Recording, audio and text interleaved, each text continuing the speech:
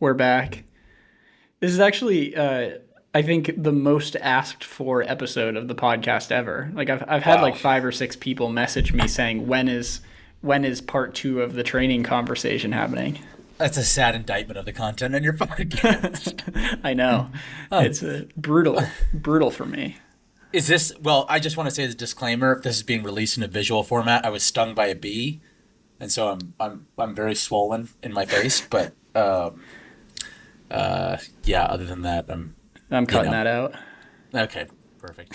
Well, I mean, there's been a little bit of a bad premonition for the race, because we have a Google Doc for this discussion, and Will was just in there, and he was in there as anonymous skunk.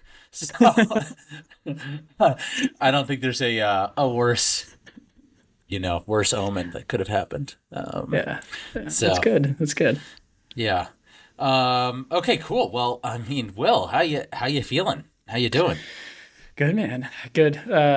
Just summer's plugging along. We're about to big change coming pretty soon here. We're coming up to that time where I ask my body to take a lot of volume, so I'm excited for that. But yeah, I'm just plugging along, doing the med school things, doing the running things. Nice. And just remind me, what are you even doing right now exactly, day to day? Right now, I'm on a palliative care elective, so I'm in a sort of hospice slash palliative care facility that's connected to the hospital. So it's mostly end of life stuff, not exclusively, but mostly Oh end of wow. life stuff right now. Damn. That's pretty crazy. And then but you're finishing that up On Friday. in okay on Friday. Yeah, Cool. Sweet. yeah, Nice. So I figured what we could do is we could just go through, I'll just kind of hit a quick overview of kind of what Will's been up to. I think pretty much everything is on Strava though, if people wanted to see it. And then we're gonna start off with kind of the physical stimulus. Then we're gonna kind of flow into the nutrition and the other things that kind of Will learned along the way, and then we're gonna have a bit of a forward look and kind of talk about Will's next block, the stimulus that we are going to be doing, the stimulus that we aren't going to be doing, and just kind of a miscellaneous discussion about the race. yeah, Uh, so starting off, yeah, I just kind of went back through your training, and looks like you were averaging like 60 to 70 miles per week. And granted, some of that was on the Stairmaster and the incline treadmill, so not a great representation of the training you've been doing. Roughly 13,000 to 20,000 feet of elevation gain per week. Again, counting some of that indoor volume in there, but also you had some outdoor volume, that where you were just descending. So it all kind of yeah. balanced out. But and how has been getting the volume been with work? How has that been? It's been mostly fine. I mean, we've been averaging, I think, usually 12 to 15 hours per week of like total time on feet, and so that hasn't been too bad. I'm putting together residency applications, so that's sort of the rotations right now for med school aren't the most time consuming, but there's just a lot of out of clinic stuff to do right now. So I've been busy, but I'm okay with busy, and it's been mostly okay getting the runs in. I know there have been a couple times during these past like 6 weeks or whatever where I've had to send you something saying I didn't have time to get this run in or whatever, but mostly we've avoided that, I think. Yeah, no, you've done a great job, and just like reviewing. So just going back to the week of like the 21st of July, for example. So that week you did 13 hours and 40 minutes of volume, but during the week, like rare, it looks like about an hour and a half per day. Mm-hmm. Rest, you took the rest day on Friday that week. So that's kind of a strategy I like to employ with athletes, is kind of the rest day be floating like kind of whenever they need it. And then over the weekend you hit a 4 hour run and then the 3 hour downhill workout. So generally that's what you've kind of been doing, is like 90 minutes or less on the weekdays, and then kind of pushing the volume a little bit more to the weekends, which has been good because we've been kind of focusing on quality during the week. So we started things out. We did a test that we commonly do at like, Evoke that Scott likes doing called a heart rate drift test to kind of determine Will's first lactate threshold, his aerobic threshold. And essentially he just ran I think he did it on a track, right? Yeah. Yep. For an hour. And we just kind of, for this test, we hold heart rate constant and we observe how pace changes.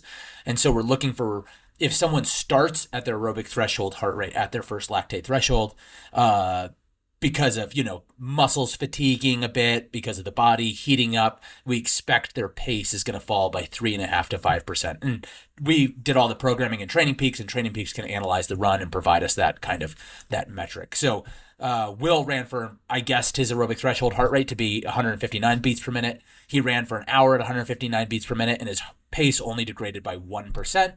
And his average pace was about a 7-minute mile, was 7:03 mile.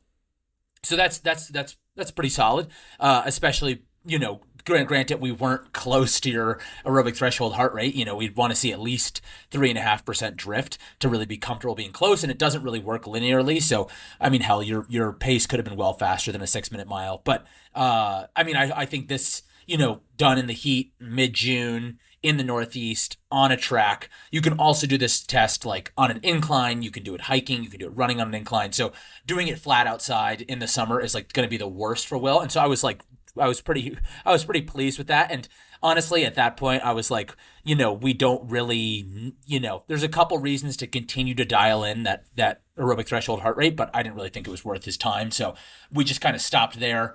We were going to use like 165 as the limit for base work, hypothetically, but, I don't think I was looking, Will never even got close to that. So, Yeah. So I saw that in the doc. You mentioned that about my base heart rate never getting that high. Should on easy base run, should I be working more up towards that number, or is it okay that my heart rate is like in the 140s on all my easy runs?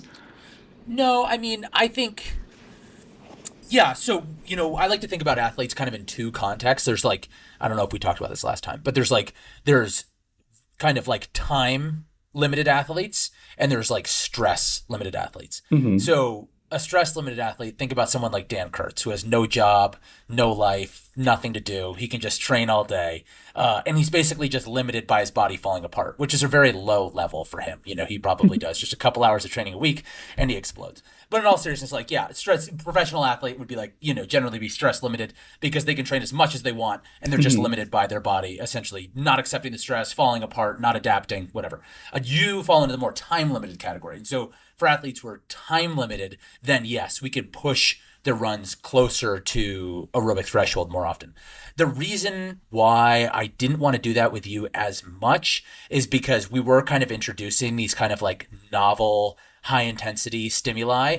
And, I just didn't want, I was a little concerned. We were introducing a little bit more running than you're used to. I didn't want you to get injured. So I didn't want you to kind of, we added strides in, we added this flat workout in. I didn't want you to go into a ton of fast, kind of flat mileage, kind of closer to aerobic threshold, because basically I just didn't want you to get injured.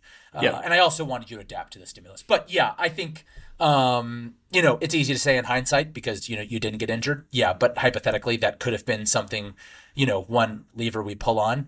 And we're kind of trying that this weekend to an extent, when you do this little kind of like, push that you're going to do, kind of on the Prezi. That's kind of the idea, is kind of do a run where, you're up closer to aerobic threshold, running for longer, getting a little bit more quality out of a long run. Yeah.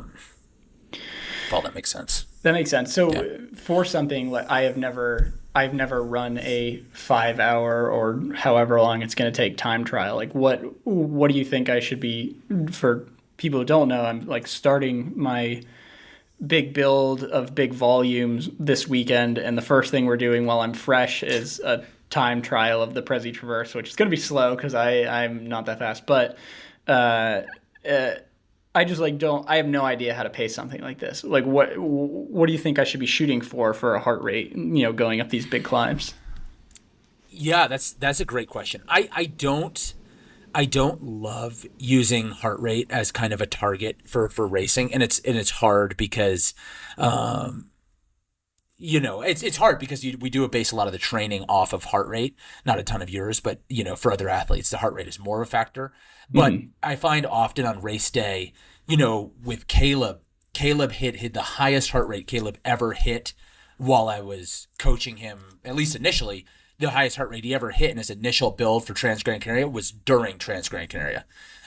So he had never, I don't think he'd ever got his heart rate above 170, even though we did speed work that was quite intense. And then on race day for a race that's, 120K, he hit like 173 beats per minute.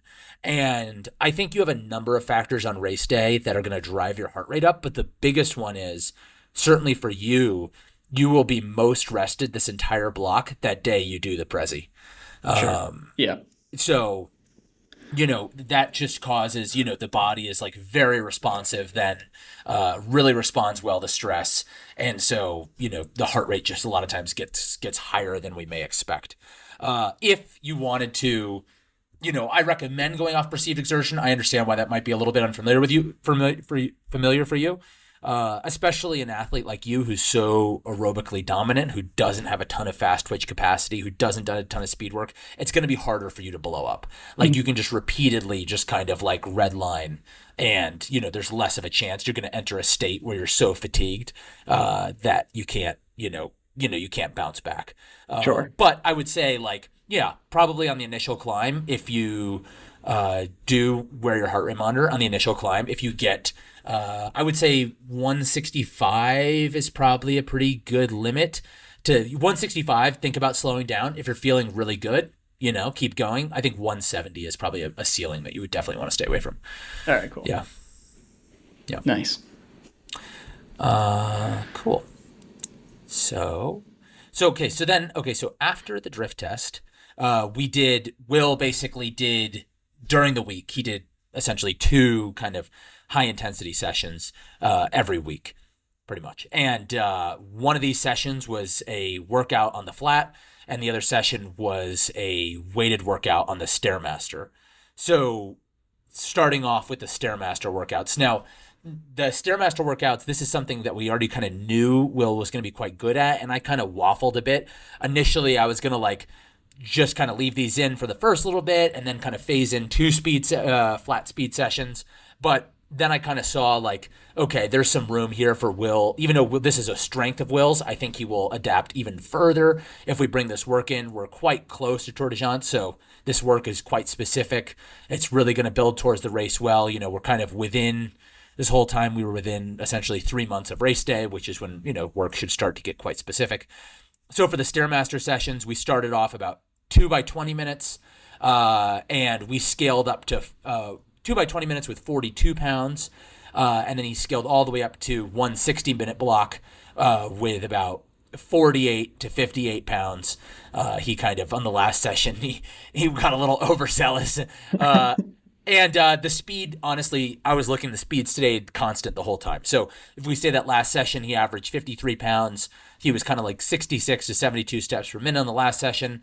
And he was on that first session, the 2 by 20 minutes with 42 pounds. He was 66 to 72 steps per minute. So, to an extent, he's getting used to the stimulus, getting used to hiking on the Stairmaster hard. But there is some actual adaptation that did take place. What did you think of those sessions? Yeah, I think more familiar for me, obviously, than the flat running. I'm more used to carrying a heavy pack and climbing, but it's good for me because I guess my strength has never been climbing 4,000 to 5,000 feet in an hour. My strength has always been like climbing 2,500 feet an hour forever. And so I feel like pushing up that top end is probably going to be helpful come race day, hopefully. Yeah, for sure. I mean, to an extent, the goal of these sessions is to kind of improve your fatigue resistance so you can hold that pace longer, but maybe raise your ceiling a little bit, like you were saying. And maybe in the past, maybe you could do 2,500 feet for 10 hours continuously, and now maybe you could do 2,800 feet. Would kind of be the goal Sure. for 10 hours continuously. So, And then we have our, as Will alluded to, we have our outdoor flat workouts. And these kind of varied a little bit. Initially, Will did these outdoors. Uh, I'm trying to remember why I did them outdoors instead of on the treadmill initially, but really we just came to the conclusion it was just too hot outside. So then we switched to indoors. These sessions from the start were quite long. He was doing about 5 to 6. He was doing 5 to 6 1 mile repeats, and then indoors he did 6 by 5 minutes on a 1 minute rest and 7 by 5 minutes on the 1 minute rest.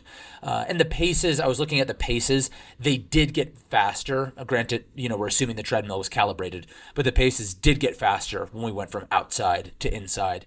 So yes, there may have been. What is the advantage of doing this work outside? For some people, it's a lot more enjoyable, which can be a big factor. People can get a lot more out of themselves if they're used to pushing outdoors versus on the treadmill. You also get used to kind of pacing these sessions, which can be quite important. But for Will, who wasn't going to be, running a 10K or something, he didn't really need to learn how to pace a mile. Really we were just going for kind of like a running economy stimulus here. We were looking to kind of maybe improve Will's ability to buffer lactate, a little bit. And so, that was fine doing that on the treadmill.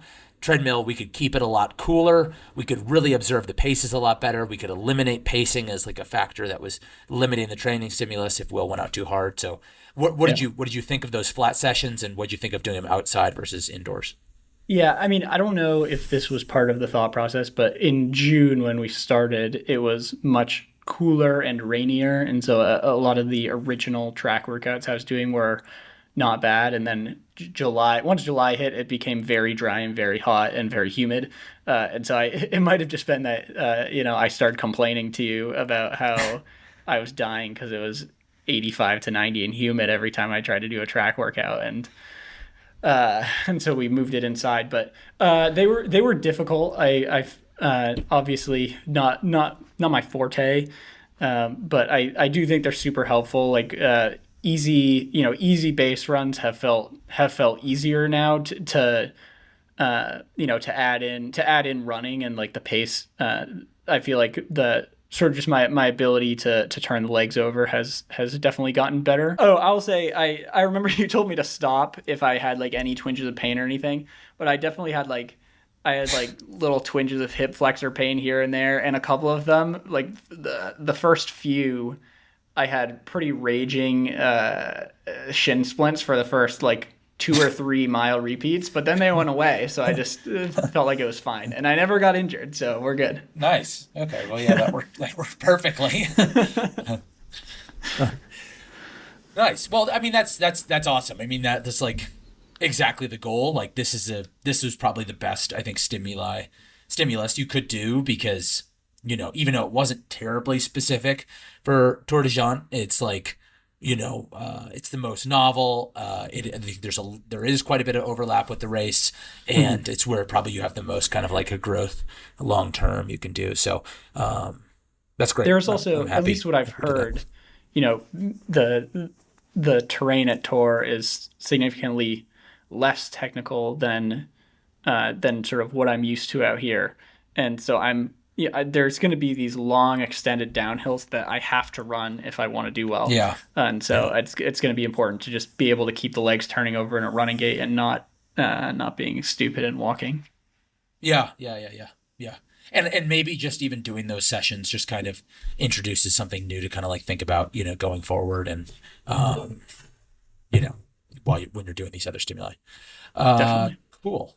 Anything else kind of on those key sessions you have? No, I mean there was this. I guess there was this past week where I just felt cooked and couldn't do any of the speed workouts, and I was like I was pretty bummed about that because I felt, like I've been building for the past month and a half, and now I suck more than I did at the beginning. But I do think it perhaps was because the Sunday beforehand I ran 10,500 feet of downhill at 7 minute pace, uh, and probably cooked my legs. And then this past weekend on my long runs, I felt a lot better. So I think I was just cooked for a few days after that. Yeah. No, I think this is something really interesting to talk about. And it's something I'm kind of thinking about a little bit with your Prezi this weekend is like, we have to keep, as I'm, in my mind, I'm like, oh, this is great. We get to see how fast Will does the Prezi. And like, this is, kind of interesting. But I mean, that's maybe just being kind of stupid. Like, obviously, we have to keep the focus on Tor. Yeah. And, part of that may be like, yeah, this is the start of your big kind of build. So, like, whatever you go out and do on the Prezi, like maybe we should have a firmer heart rate limit, not because you're trying to pace it perfectly, but because we're trying to prevent you from cooking yourself. Um, and maybe that is 165 or something. And maybe you're just you just have to kind of like use a judgment call on your own and just think like, okay, like I have to go out here and I have to keep the focus on Tor Des Geants. I have to keep the focus on 3 days, going and doing, whatever you plan on doing, the Great Range Traverse or whatever. And, not completely destroy myself. Yeah. So maybe that changes a little bit how we want to do things, but Yeah.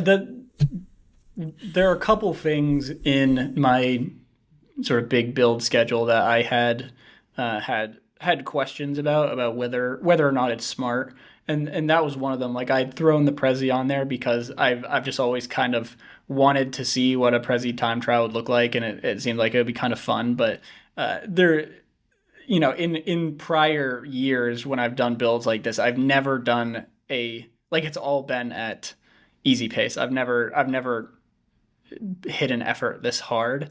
So I'm open to hearing that I shouldn't do this and that I should just go do a Prezi at easy pace and take the the fatigue stimulus and just move on with my life and race the Prezi in October or whatever. well, yeah, I think I was just about to say that. Maybe do it after tour. But I think doing it up tempo is valid. And like honestly, that's what we had on the schedule for last weekend. Mm-hmm.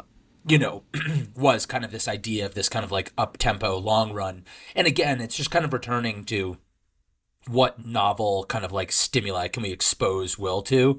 And so here, instead of just going out and doing kind of a long slog, which is what he's going to primarily do for the next month, essentially, focus on doing something a little bit faster. You go a little bit faster, you get more of a fatigue resistant stimulus on the downhill, like you got a couple weekends ago, doing all this, downhilling with the ski lift.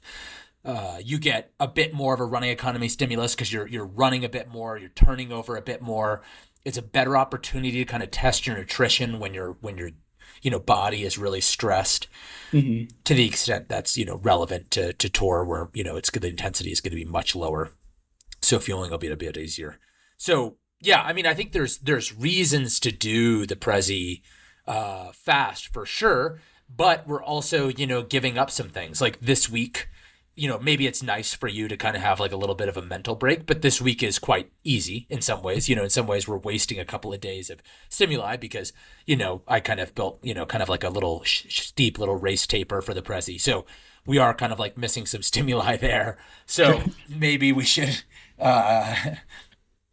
maybe we want to reevaluate a little bit. But because yeah, if you just remove, I think a lot of it is just like, okay, I'm gonna do the Prezi like fast, but I'm not gonna like race it. And then all of a Sure. sudden, hey, maybe we can add some additional speed workout in on Thursday, something like light, but another little stimuli. You did a little bit today already, but add something else a little small on Thursday, and then on Saturday, okay, we set some sort of maximum heart rate, Yeah. ceiling, and then you just run it short of a race effort. All right. Yeah. I like that. That doesn't seem terrible. Okay, cool. Well, I guess that kind of like segues into what we have been doing on the weekend. So, my kind of idea was we'd focus on kind of these a little bit faster, flatter, less technical runs to kind of work your turnover. And we did do that a kind of a tiny bit, but mainly you paced John Kelly twice.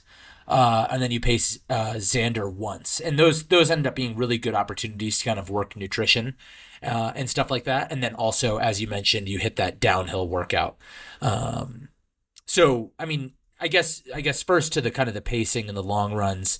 Anything you want to kind of touch on Yeah, there. well, there was some like Xander. Well, about probably 20 miles of pacing Xander was on like the back half of the 100-mile wilderness is quite flat.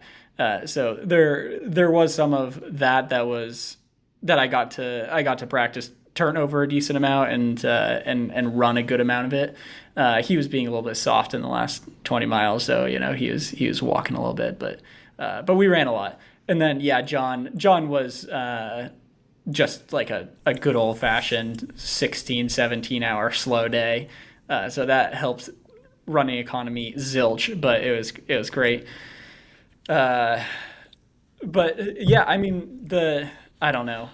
I I hear all of that about maybe perhaps it wasn't ideal, but I also feel like my legs feel pretty like my big concern going into a big build every year is making sure that my body's strong enough to not get injured. That's Sure. essentially Totally. so. And I Yeah, yeah. feel like I'm there. I feel like I've been able to put down enough volume that I'll be able to be fine with a big build. Yeah. No, that's key because to some extent, like the race for you is on, September 14th or whatever. But to some extent, the race is kind of starting this weekend to an Mm-hmm. extent, like because there's going to be a dramatic increase in stress where we have to make sure you don't get injured in the build. And I wish people could see what you forecasted. And I was kind of like, we'll talk about it in a second. But like I push back Yeah. on Will like in some aspects of it, but to some extent, like Will knows his body a lot better than I do, and he's done this before. So yeah, I guess. And to the downhill workout. So what kind of happened there? Because like I kind of told you to kind of like, pull back maybe a little bit, take it conservative. You would do another one of these downhill workouts, at least one of them. So you didn't have to really force this one. But it sounded like you stopped a little bit earlier, maybe than you would have. And then the whole next week you were kind of recovering from it. Like it took a while to bounce back from. Yeah, I think it was a combination of a couple things. Well, I guess uh, we'd originally said, okay, let's try to do 15, 16,000 feet of downhill on this workout, but at perhaps like an easier pace than I had done it at Wildcat last year, which was around 7 minute pace or whatever, or like eight. I think it was around 8,000 feet of vertical downhill per hour pace, and uh, essentially like we part of it was that I got to Loon later in the day, and so in order to even in order to get up towards 15,000, I had to run the downhills a little bit harder, in order to get the stimulus or to make the laps fast enough.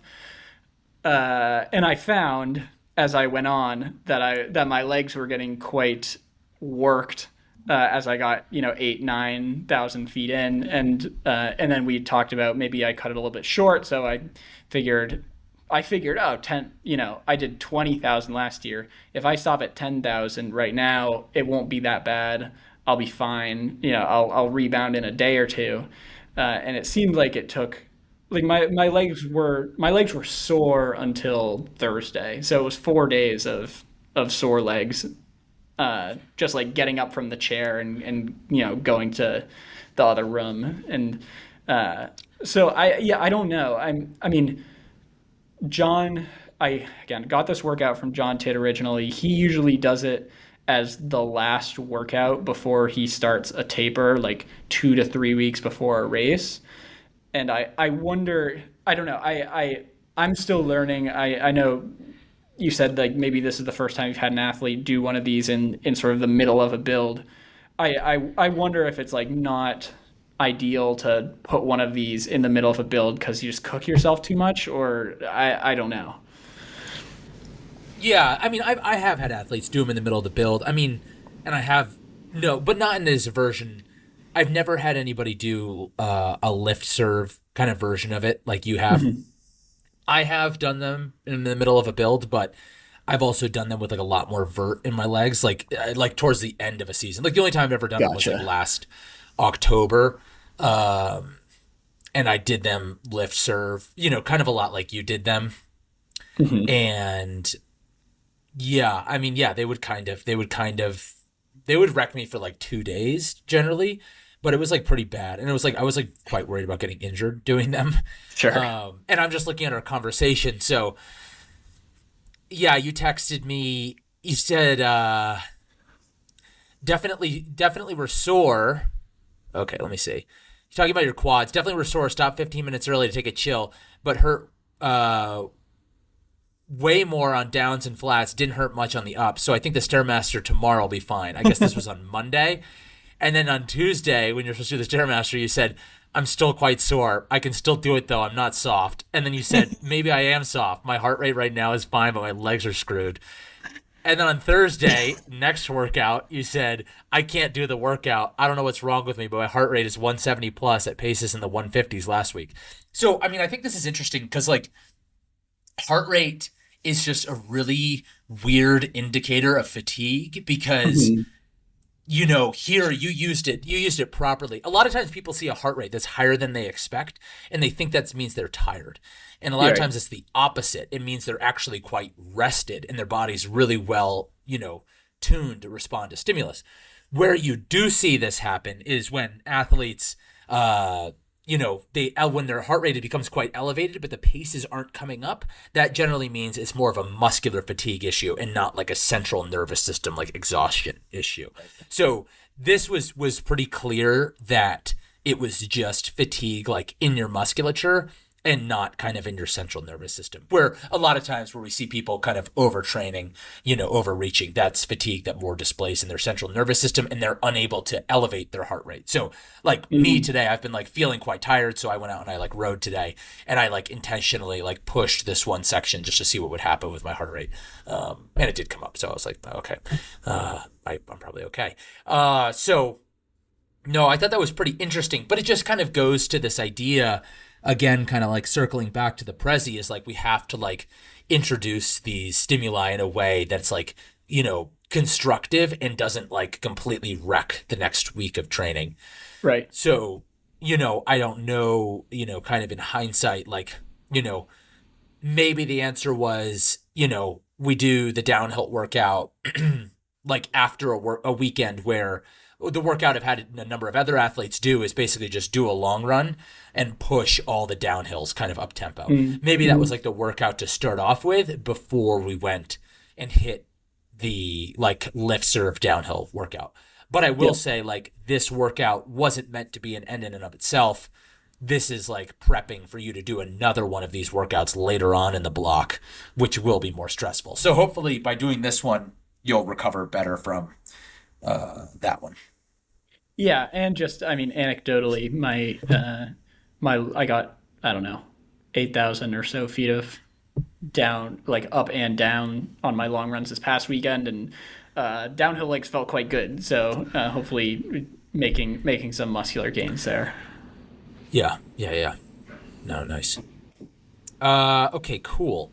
Well, and then the only other thing I think I wanted to talk about for the physical stimuli is kind of like I was listening to your pod with Drummond, and I think it was Drummond was talking about how he didn't do enough work with poles or something prior to the Yeah, yeah. dermatissima, Or I think he and did.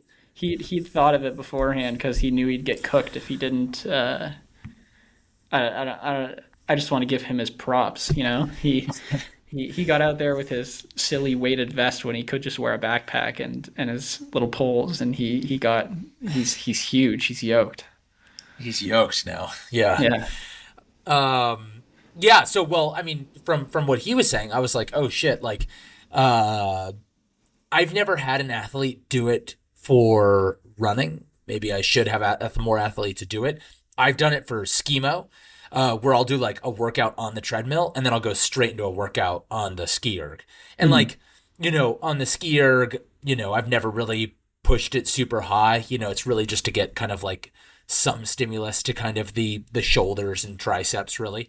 And Scott has done this workout with like Tom and Ruth before they go to UTMB. I think he's actually had either Tom or Ruth like mount, I think, a ski erg in a way where they can use it while they're on the treadmill, which I don't see how that's possible, but It's what he's told me. So yeah, so we did, Will just went and like kind of after his speed sessions, he would just kind of hit 3 by 5 minutes at like kind of a moderate intensity on the skier. What did you think of that? Do you feel like a hybrid athlete now?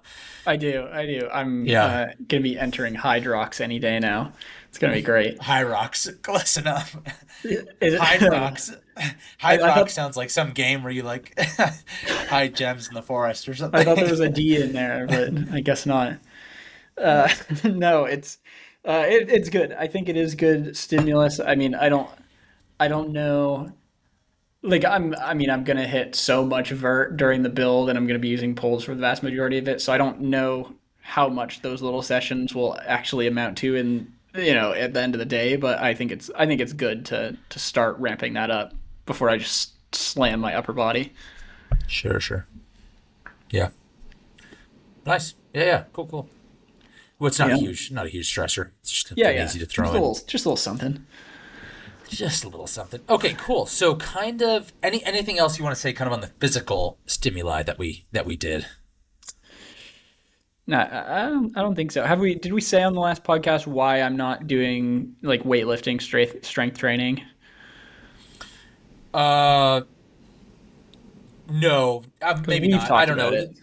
Yeah, it's just if Will had been lifting the rest of the year, I may have like persisted with one lift through this, depending on where his strength was at and stuff, through this block. But yeah, it's so non-specific and it's like such a big stressor. And to like do Mhm. it properly, you really have to kind of like focus on it and reduce the volume a little bit. And it just wasn't worth it because it would have become the focus of this whole part of the block, and I think we would have missed out on some more specific stressors. So yeah. Yeah. Nice. So right after our conversation last time, even before I was technically going to start coaching you, you were going to do that long run with Bill and kind of see if you had the same stomach issues. And it sounds like you did. So you had texted me. You said, "Yeah, unfortunately, like clockwork, at 7 hours I was gagging, and the heart rate was barely ever above 130." And per hour, you were having 600 milliliters of water, 78 grams of carbohydrates, and 400 milligrams of sodium. So probably like, God, what would that be? Like 700 milligrams, 650 milligrams of sodium per liter is probably what you were having. And 400 divided by zero point 0.6.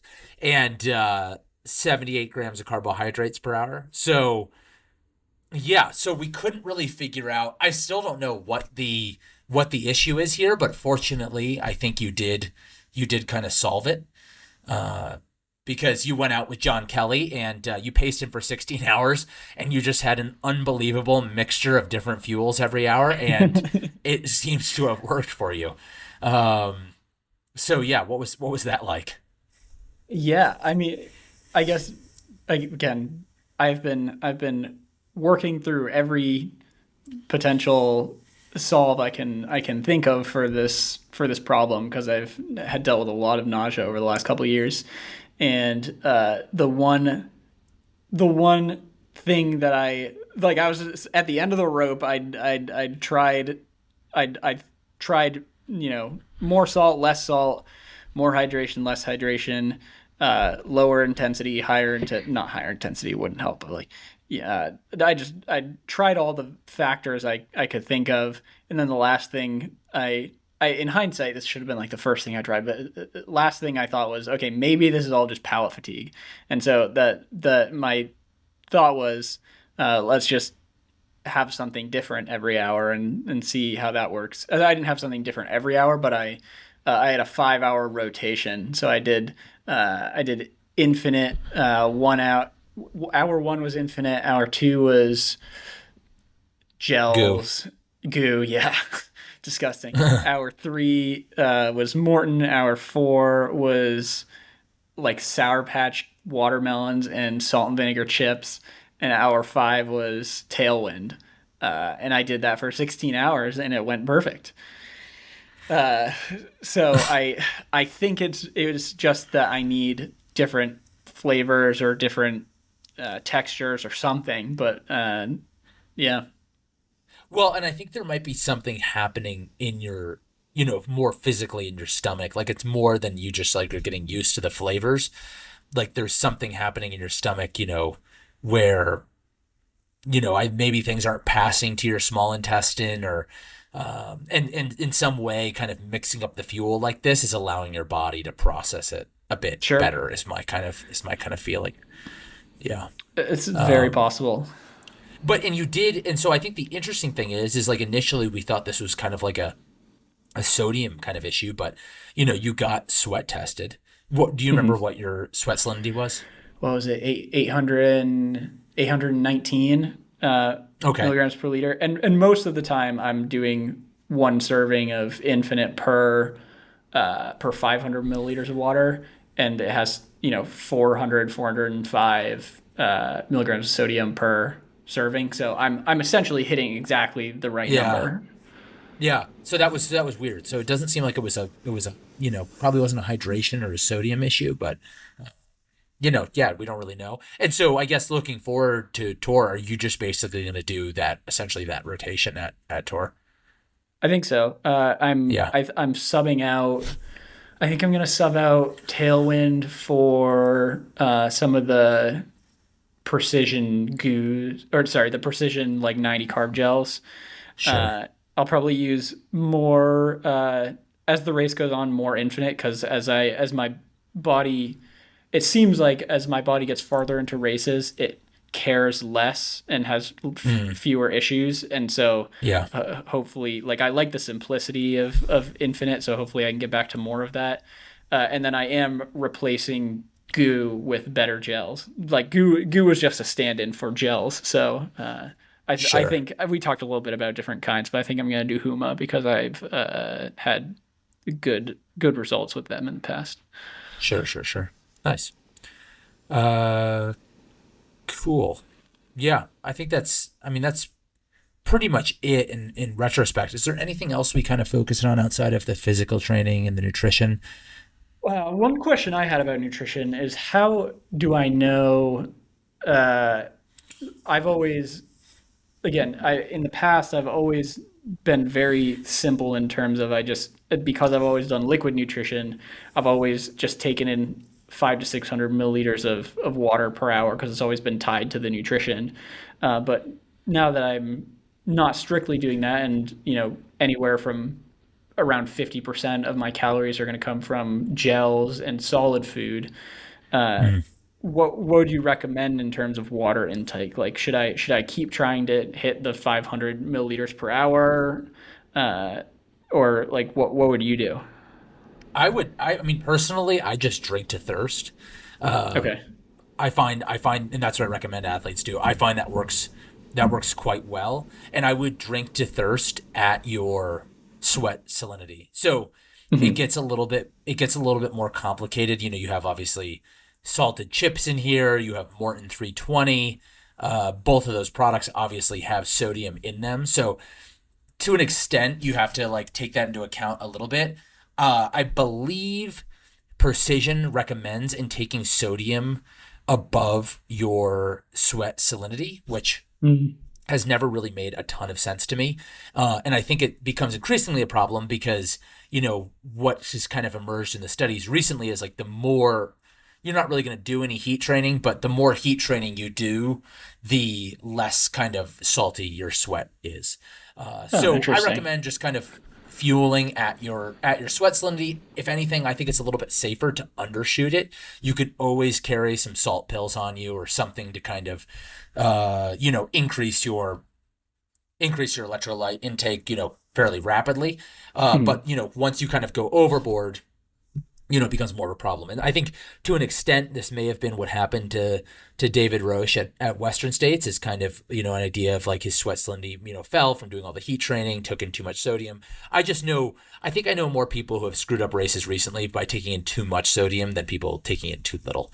Yeah. So, I mean, in 500 milliliters of water is definitely at the lower end of intake for sure. Hmm. And I just don't know if you don't have a very high sweat rate or something, but that's pretty low, I would say. But I mean, hey, if you can do that and that works for you, then that's great. Yeah. Sure. Okay. Good to know. Um, yeah. Nice. Uh, cool. Okay, so I think yeah, the next thing kind of just want to talk about is like the next block. So, already we're kind of I'm already kind of thinking like, okay, what maybe we put in a little speed thing on Thursday, and maybe we cap the Prezi effort at a certain heart rate, and we just kind of make the block a little bit more tour focused, and that's twofold, both so that you know he gets better stimuli this week. If we're able to get two kind of like speed sessions in, counting the Prezi and maybe something on Thursday. Second thing is Will doesn't crater himself by going out and time trialing the Prezi, and then we have like something similar to this downhill workout effect where it kind of degraded work for the next week. And the third thing is like time trialing the Prezi is like fairly dangerous, not from like a death perspective, but from a break your ankle or break your wrist perspective. Sure. It certainly does have its risks. So just not something to gamble with. I mean, certainly, I think after and I tore ACL and Denali, I exploded my sacrum. I'm like a little bit more hesitant to do dumb things in training personally. Mhm. So maybe we want to reconsider this week a little bit. But I guess so. I guess right now you have written on the schedule, which is going to be hard if you push the Prezi at any pace. But you have great range traverse written on the schedule for Sunday. Is that No, so I'm actually going to swap that. This is going to be worse. I'm swapping that with the Swan Song. Uh, I think oh Drummond and I are going to, but not on Sunday. I think Drummond and I are probably going to do the Swan Song on Monday. So I'll have Sunday to essentially do nothing and just okay? recover. Yeah. So yeah, we're not going to push the Prezi that fast. This is the bottom line. Is there? Um, For people who don't know the Swan Song, it is like the most ridiculous route you could probably come up with in the White Mountains. It's like 28 miles with like 20,000 feet of vert, and it's basically just up and down all the head walls in the northern Prezzies. yeah. Yeah, that'll be interesting. Drummond's never done it, right? He hasn't because I'm pretty sure he thinks it's stupid, but I've talked him into it, and I think we're gonna I think we're gonna put a bounty on it. Okay, nice, nice. Yeah, I like. Was that your idea to make it one of the? Was that the one you were talking about making one of the next segment? yeah. I don't think he's gonna make it a segment, but he is gonna put a You bounty on sure? it, which is great. Okay, nice, nice, It's so nice. stupid that it should be run by everyone. Yeah. No, for sure. Okay, cool. And so potentially the Swan Song on Monday, and then next week you have Pemi Loop written, and there's also. I mean, we were just talking about the Great Range Traverse. Yeah. So the Pemi plan is to do the Pemi loop like that following weekend, and then the Great Range just Okay. any time that week where it makes sense and the weather's good. Okay, cool. Okay, so have you done the Great Range Traverse?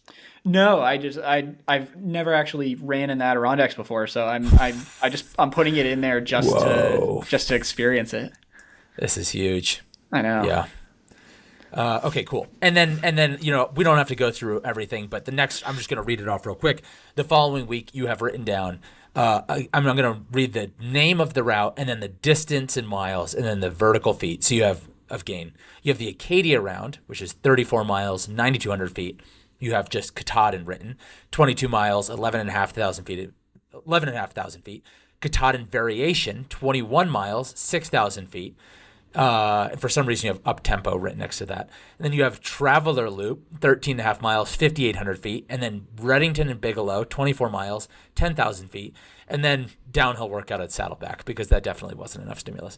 So, I mean, we'll see. I mean, like, so what I don't want to happen is let me see. I thought I had some. Okay, so now I asked you what you were thinking, and you said for the unsupported long trail, which is the strongest I felt on one of those things, the build was similar. For that, I did 17 hiking days over 23 total days with 420 miles and 100,000 feet of vert. This is 18 days of hiking over 26 total days with 430 miles and 165,000 feet of vert. So about the same distance, 65,000 feet of vert, more. Mhm. And so I didn't also mention kind of you have a similar kind of build. You so after the downhill workout at Saddleback, you fly to Italy, and then you have kind of a similar, kind of build again, scouting the tour route, and then you have probably about 11 days of rest before race day. And so like what I don't want you to do is like to think you have to do anything better or bigger than the unsupported long trail, kind of effort, because I think you're going to go into this block, maybe a little bit more fatigued because you maybe did a little bit more training kind of over the last month Right. than maybe you did before the unsupported long trail block. And I think you were probably in quite good shape. And so I just don't want you, especially, it was quite obvious to an extent, it was quite obvious how long the fatigue stuck around from this workout at the ski resort. And I don't, but who knows? Like that fatigue could be in your legs. I mean, probably not at this point, but it could be in your legs like longer maybe than you. I mean, hell, Sure. it could be in your legs right now, if you were to really do a longer effort. So it's just a question of like how to time all of this. And, I think there's just kind of this temptation to always feel like, you have to build upon what you've done in the past to get better, even though you were building upon the fitness you had, even that you built years ago. So you're already in a Right. better starting place. We had a better block. So, just making sure that we walk the kind of the tightrope between like good stimulus and cooking your legs. Yeah. Yes. I hear that. I think my thought was to get when I was sort of putting together this build was to have it be similar in metrics to that unsupported long trail build, and then it just got out of hand with the vert because Yeah, all of the cool runs that I want to do are in training just happen to have massive vert. I think sure. the Swan Song really fucks everything up because it's just like so much unnecessary vert. Like Yeah. just the Swan Song plus the Tour Scout is 100,000 vert if I cut out everything else. So Oh, I wow. Interesting. Okay. I think there are ways to cut it down that I or at least cut it down a bit that I think are probable. Like instead of doing the Acadia round, which is 34 miles and 9,000 vert, Xander and I might do an Acadia Traverse, which is basically like half of that. Um, Sure. then And that just could help a little. something to think about, just now that I'm looking at these, you have the Swan Song, you have the Great Range Traverse, you have the Pemi Loop, you have the Acadia Round. Like these are all places that are going to be way more technical than Tour. And Definitely. and so it's like the Great Range Traverse, as much as I want you to go see that and everything, and I've heard similar about Acadia, it's like not even running. It's like not Right. even remotely running. And who knows? Like there's some enjoyment factor there, which is important. Like I think if we had you go and do this all on more runnable terrain, it just wouldn't be as fun, and you just wouldn't be as motivated, just naturally. But I think that's another kind of consideration is like maybe shit, I never can remember the name of these fucking places in the whites. Um, you know, I was gonna say Gorham, but that's not right. I think is it Grafton Notch? I'm trying to remember where. What's the one with like Speckled Hen or whatever the name of that peak is, or something, or Blueberry or something, or Evans Notch. I think so. Yeah, Yeah. The blueberries yeah, definitely yeah. in Evans Notch. Okay, okay. With like the bald faces. Yeah, I yeah, I yeah. did like a loop there. I think that was like a bit more runnable.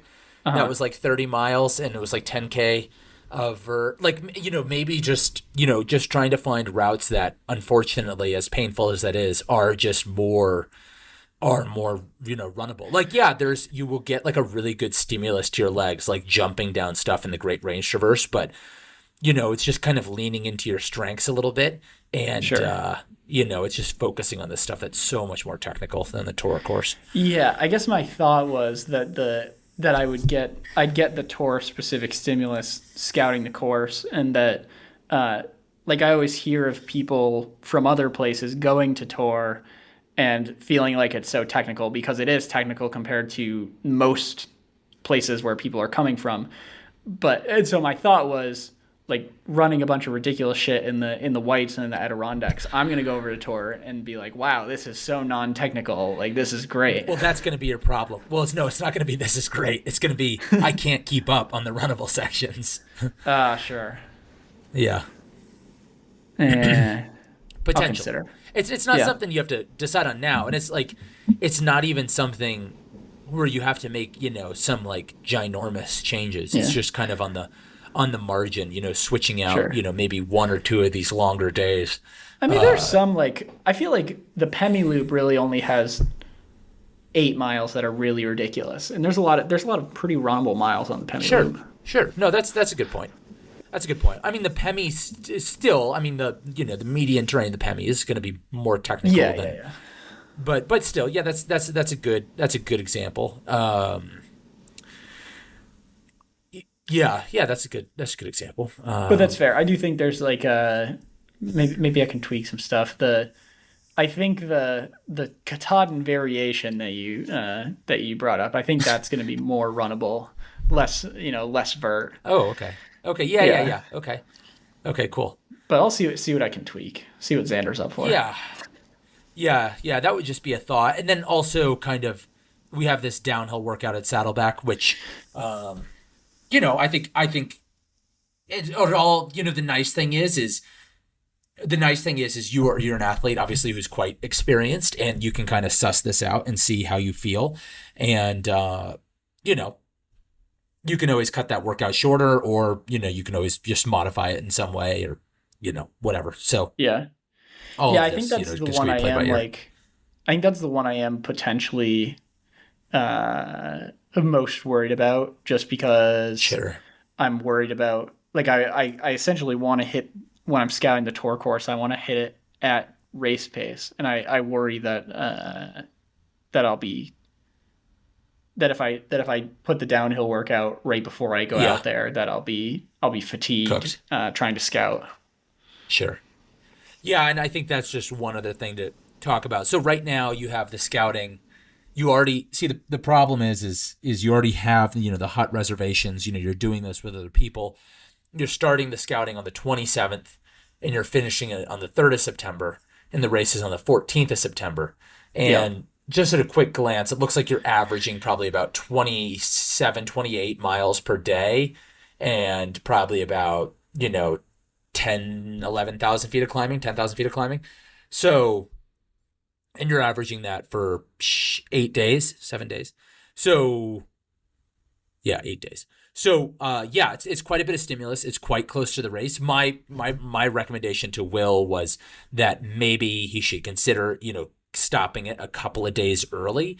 And unfortunately, that means maybe he's got to figure out some transportation. He loses out on some accommodation he's already paid for in the hut.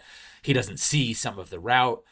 So there are some issues kind of on the margin there, but I think it's just important to, again, like what we see in front of the ski workout is just to have a decent kind of taper there. But you know, um, I just wouldn't, if you're feeling amazing and you think the physical stimulus is the best thing for you, then I would do it. But if you're just doing it to see kind of the whole course, I don't think it's worth it. Sure. But Yeah, yeah, that's fair.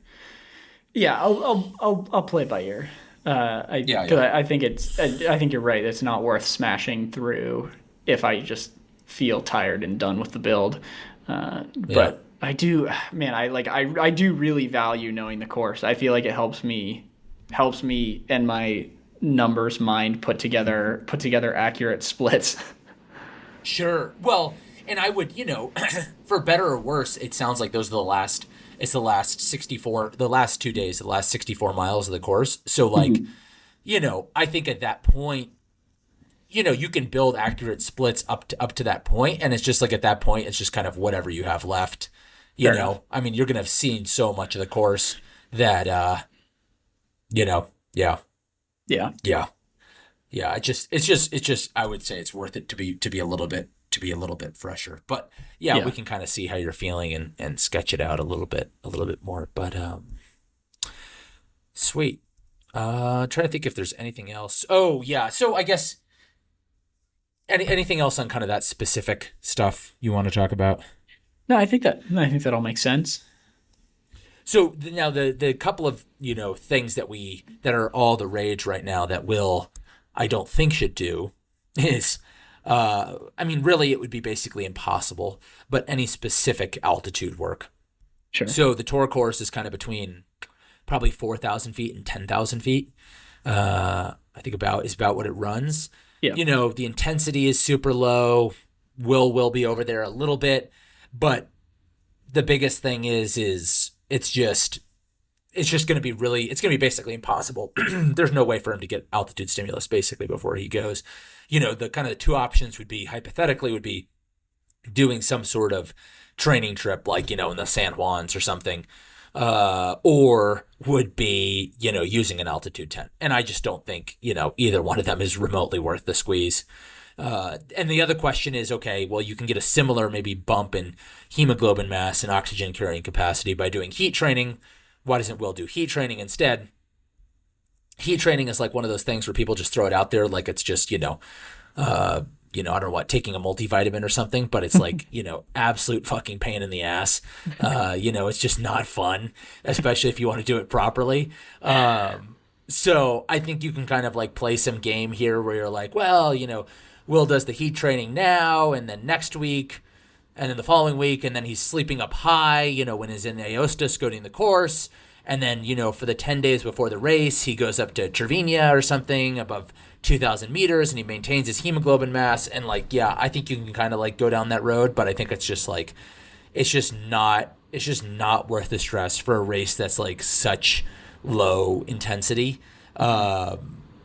It's just not worth it. I think hypothetically, yeah, if Will scouted the course and then afterwards he wanted to go up and kind of do his taper up above, 2,000 meters or something, I think if that was an option, I think that would make sense. But I don't think it's really worth the squeeze. With the block that Will has planned, it's worth the squeeze to layer in heat training. I think, yeah, if we were just kind of continuing business as usual and he was just kind of in his normal spot, then he would get thrown some heat training. But it's not worth it. Yeah. Is it worth sort of passive? I'm thinking passive heat training. The house I'm going to be staying at in those 11 days before the race, it's at like just over 1,000 meters, so not, better than sea level, I guess, but not Yeah. much. And I believe we're staying with Bill and John Tidd, and John said that there's a place with a sauna nearby. Is it worth doing that passive heat training, like during my taper week, just sitting in the sauna and baking for a while every day? Yeah, so what would the reason? So at that point, it's too late to get a bump in hemoglobin mass. It's not too late to maybe get some heat adaptation for the race. Mm-hmm. You'd maybe get like a little bump in plasma volume, which, maybe could be helpful on race day. It's really not a ton here. Because, and also like, when we think about, in my mind, the three types of heat training, you have sauna and steam room, you have hot tub, and you have active heat training. And of those, sauna is like by far the worst, in my opinion. Worse than hot tub? Yeah. Say? Worse than hot tub? Worse than hot tub. Yeah, because I think, the funny thing is I think the hot tub gets a bad rep because like, sauna's been a thing for like 10 billion years because it's not hard to like, make a, room where you just like make it really hot. You like put a fire inside essentially and you make it very warm. So there's like all these, Scandinavian and, Slavic cultures that have like tons of, sauna usage and everything. And so I think it's a lot of times associated with, all sorts of like traditional health benefits and stuff. Whereas like hot tub is like, associated with like Los Angeles or something. And so, right. Nobody really thinks it has many health benefits. But what the problem is with the sauna is a lot of times you have to like end a heat stress session because like, your brain, your like intracranial temperature physically gets too hot. And so you have the sauna where your core temperature and your brain is basically exposed to the same heat stress. Right. And so it causes, a lot of times the goal for these sessions is to elevate your core body temperature above like 38.5 degrees Celsius. I don't even know what that is in Fahrenheit. And then basically maintain your elevated core body temperature. And so with the sauna, you basically, the stress is just limited because your brain overheats. And that's why people wear like knit caps, in the sauna is to keep, insulate their head a little bit. Whereas the hot tub is really nice because your head is essentially never in the water. So what I like with the hot tub is I'll like get in up to my neck. I'll like get my core temperature up, I'll go into up to my neck for like 10 minutes. get my core temperature up, and then I'll come out and I'll pull my arms out of the hot tub and kind of sit with my arms out. And I'll even get out entirely, except for I'll leave my legs in and then get back in. And so that way I can kind of like feather the heat stress a little bit and keep my core body temperature elevated without cooking myself. Whereas sauna, like I just can't, personally I can't stay in there very long. So That's neat.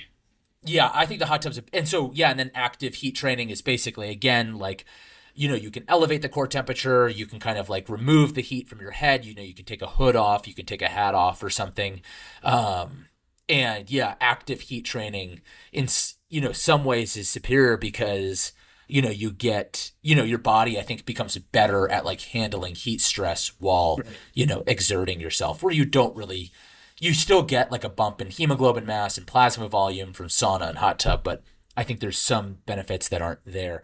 And I just actually, there's a cyclist who does like a lot of like coaching and training theory and stuff, Jack Burke, and I just did a consult with him, and he told me like, it's funny, like there's coaches that like operate very much in studies and stuff, and Jack is somebody who operates like very much in like anecdote.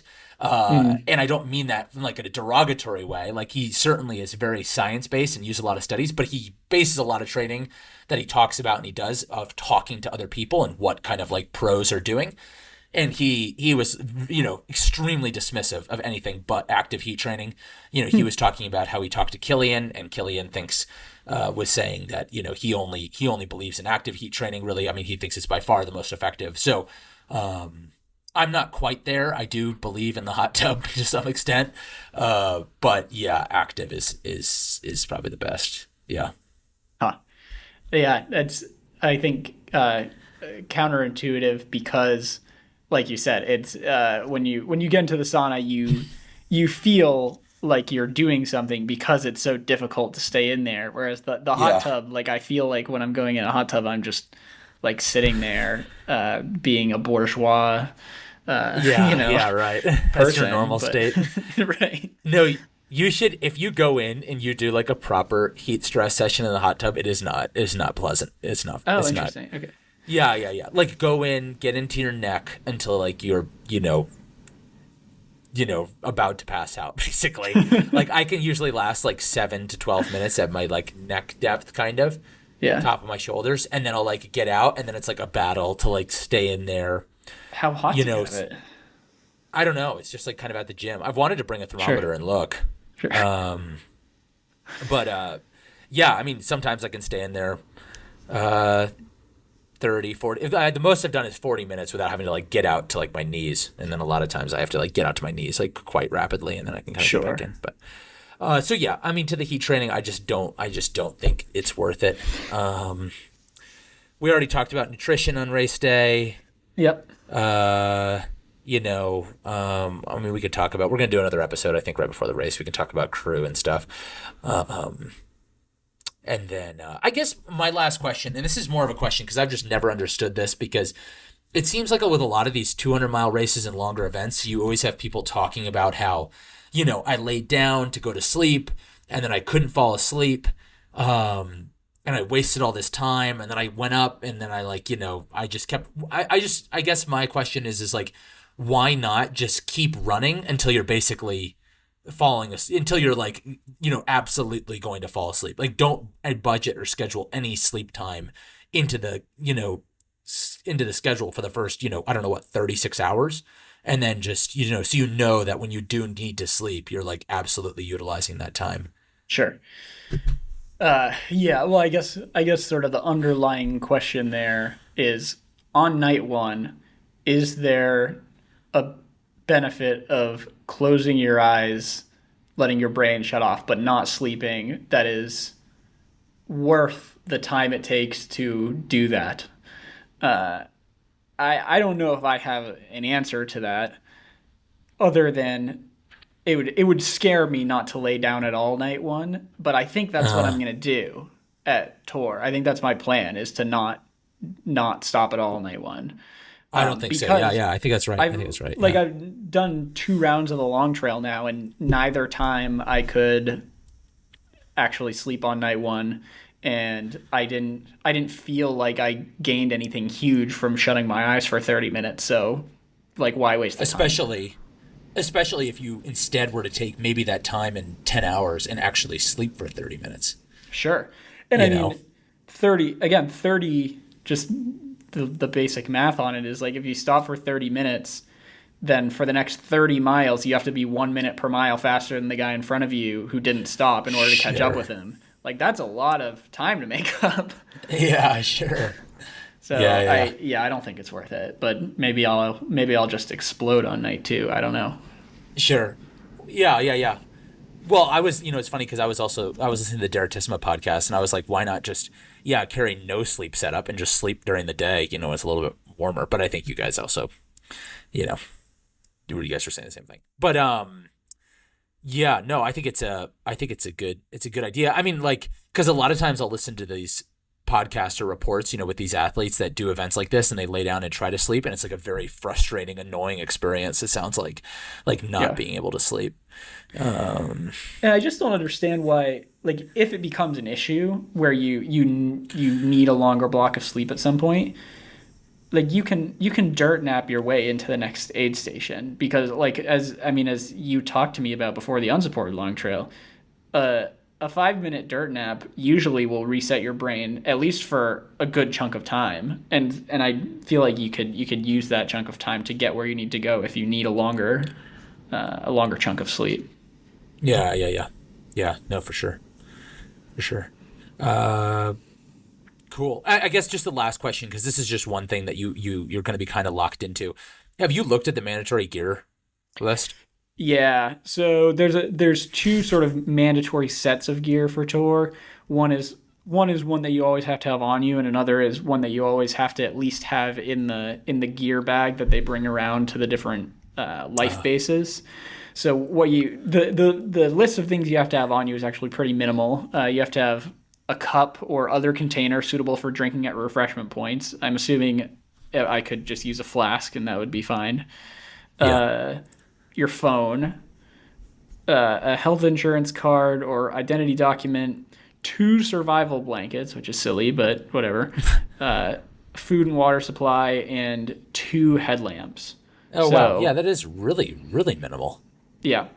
And then in terms of things you have at least in the bag, you have to have.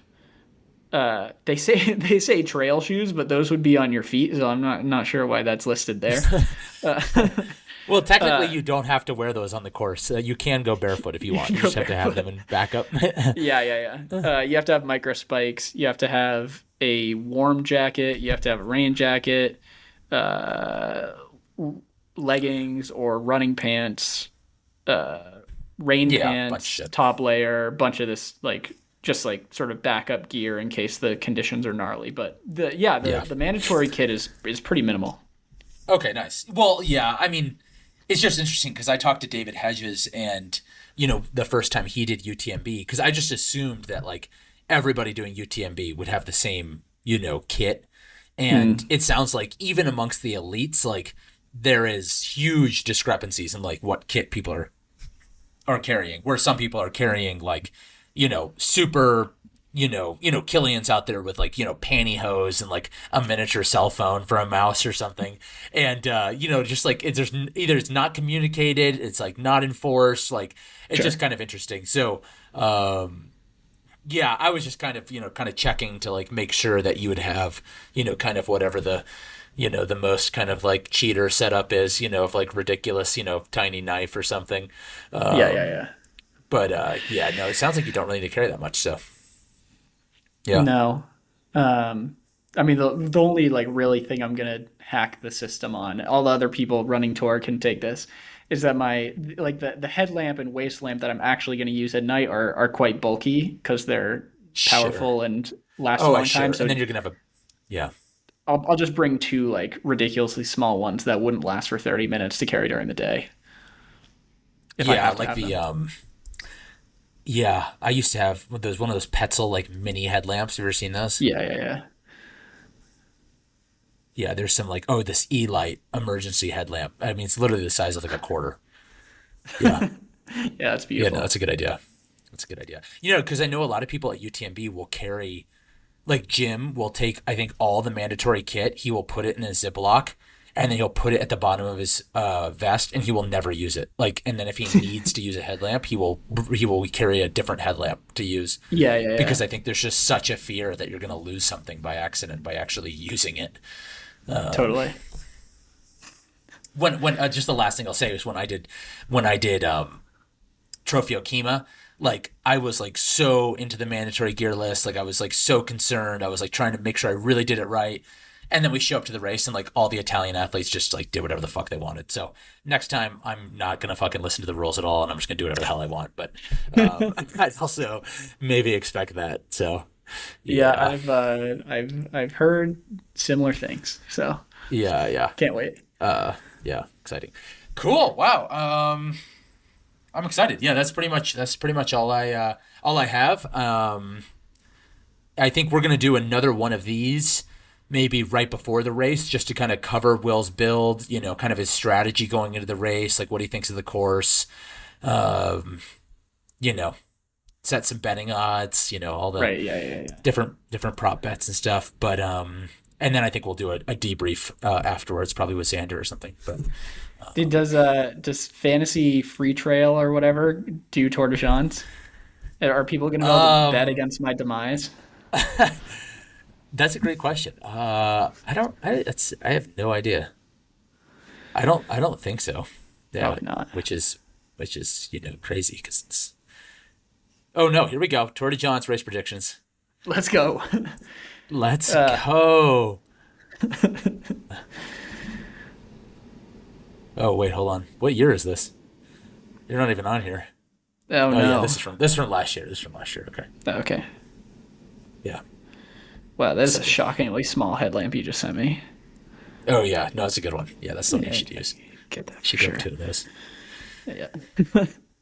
All right. Nice. Cool. Yeah. So that will mean for everyone listening that an episode will be out again. Yeah, before tour, but in the first couple weeks of September. So don't DM us saying when's the next episode coming out. We just told you. Wow, Will is getting sassy. I don't want Do your you know? DMs. Do you know much about this Franco Cole guy? Well, I mean, I know of him because I want to beat him. Yeah, Yeah. Okay, he fair wins enough. this race a lot. I've been looking into to the competition. Sure, sure. Who? Well, fuck. We'll talk. I don't want to. We'll talk about this next time. All right, cool. Yeah. All right, well, we'll leave it there for now. We'll talk to y'all soon. Thanks for coming on, Jack. Yeah, yeah. No, thank you. It's fun.